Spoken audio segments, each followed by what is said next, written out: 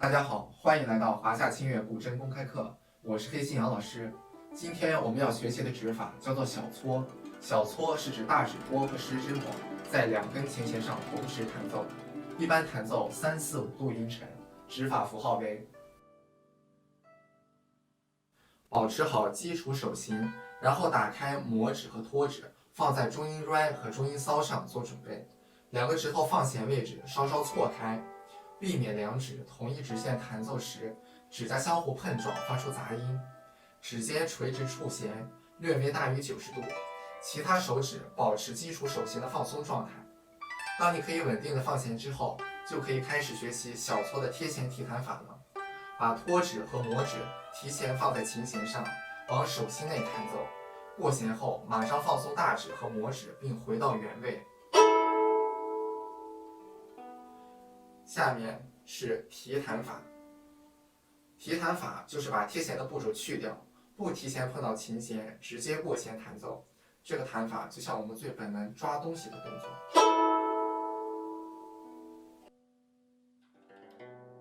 虽然上节课已经说过了，但我知道大家都忘了，所以再来一次。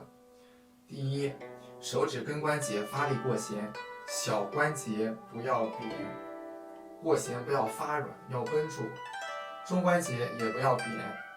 弹奏小搓的时候不要跳。初期练习可以用左手压在右手手背上，感受自己有没有跳动。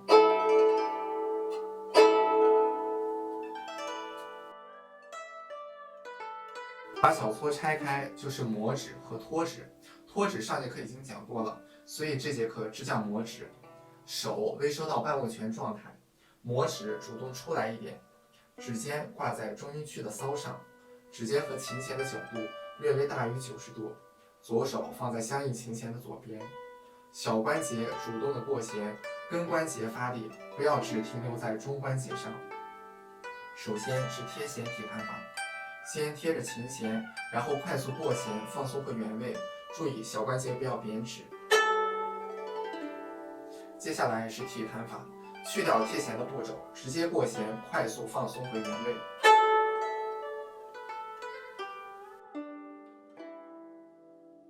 单指练好后，我们来练习拇指和托指的交替弹奏。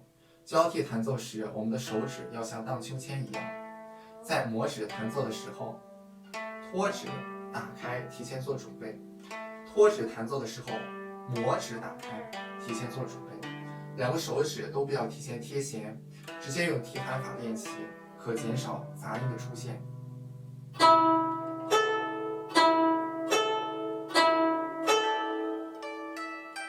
详细的练琴步骤和方法，请大家观看我们配套的带练视频。